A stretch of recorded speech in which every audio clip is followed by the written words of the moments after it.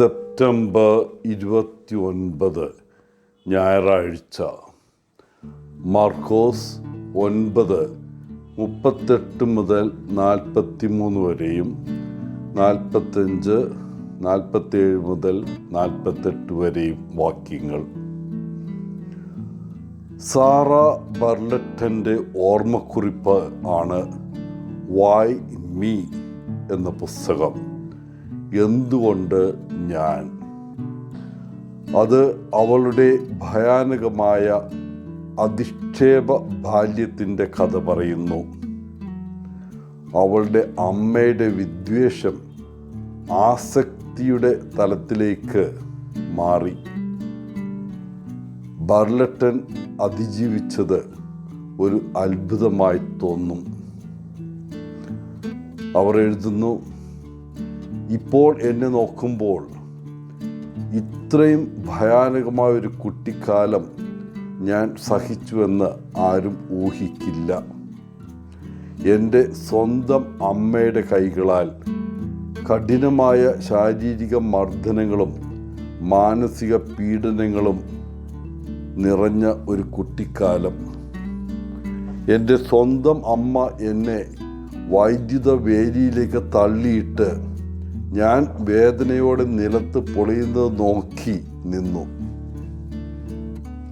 എൻ്റെ പ്രിയപ്പെട്ട വളർത്തുമൃഗങ്ങൾ എൻ്റെ അമ്മയുടെ കൈകളാൽ ക്രൂരമായി കൊല്ലപ്പെട്ടത് അവളുടെ ഒരു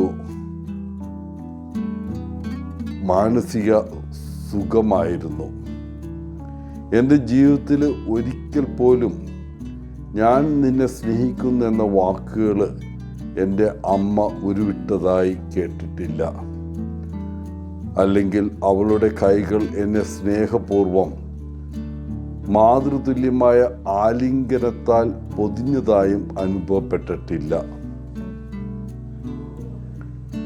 ലോകമെമ്പാടും ബാലപീഡനം നടക്കുന്നുണ്ട്.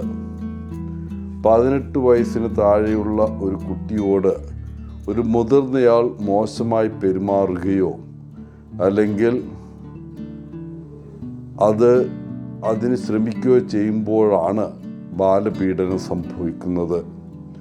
ഈ കുറ്റവാളികളിൽ ഭൂരിഭാഗവും ഒന്നുകിൽ അവരുടെ മാതാപിതാക്കന്മാരോ അല്ലെങ്കിൽ അവരോടൊപ്പം ഇരിക്കുന്ന ബേബി സിറ്ററോ അല്ലെങ്കിൽ കോച്ചോ അല്ലെങ്കിൽ മത നേതാക്കളോ ഒക്കെ ആകാം.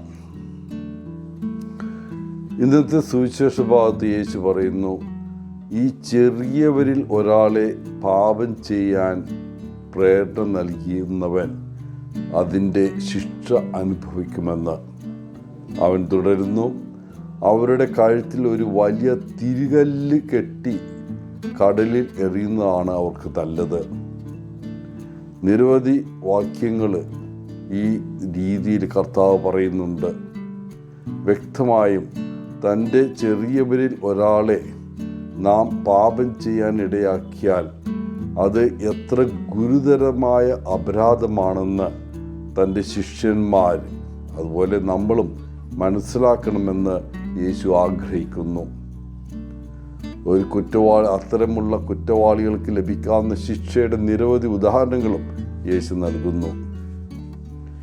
ഇന്ന് നമുക്ക് സ്വയം ചോദിക്കാനുള്ള ഒരു അവസരമാണ്, ഈ ചെറിയവരിൽ ആരെങ്കിലും നമ്മൾ യേശുവിൽ നിന്ന് അകറ്റാൻ ഇടയാക്കുന്നുണ്ടോ? നാം മനഃപൂർവ്വം മറ്റൊരു വ്യക്തിയെ വഴിതെറ്റിക്കാൻ ക്ഷണിക്കുന്നുണ്ടോ? ഒരുപക്ഷെ നേരിട്ടല്ലെങ്കിലും വളരെ തന്ത്രപരമായി അറിയാതെയോ മറ്റൊരാളെ അതിനായി നമ്മൾ പ്രേരിപ്പിച്ചെന്ന് വരാം. നമ്മൾ ആരോടെങ്കിലും സംസാരിച്ചു കൊണ്ടിരിക്കുമ്പോൾ അവരെ കുറ്റപ്പെടുത്തി സംസാരിക്കാൻ തുടങ്ങും. അല്ലെങ്കിൽ നമ്മുടെ ജോലിയെക്കുറിച്ചോ സഹപ്രവർത്തകരെക്കുറിച്ചോ കുട്ടികളുടെ പെരുമാറ്റത്തെക്കുറിച്ചോ ഒക്കെ മോശമായി സംസാരിക്കാം, പരാതിപ്പെടാം. നമ്മുടെ മനോഭാവവും വാക്കുകളും മറ്റുള്ളവരെ അനുകൂലമായോ പ്രതികൂലമായോ സ്വാധീനിക്കുന്നു എന്നതാണ് യാഥാർത്ഥ്യം. പ്രിയപ്പെട്ടവരെ, ഇന്ന് നമ്മൾ കണ്ടുമുട്ടുന്ന ഓരോ വ്യക്തിക്കും നമ്മൾ ഒരു പോസിറ്റീവായ എനർജിയായി തീരാൻ സ്നേഹം നിറഞ്ഞ ഒരു സാന്നിധ്യമാകാൻ നമുക്ക് പരിശ്രമിക്കാം. പ്രത്യേകിച്ച് കുട്ടികളോട് നമുക്ക് കൂടുതൽ മാന്യമായി പെരുമാറാം. എല്ലാവർക്കും നല്ലൊരു ദിനം ആശംസിച്ചുകൊണ്ട് ഒത്തിരി സ്നേഹത്തോടെ പോളച്ചൻ CSSR ഫ്രം കേരള.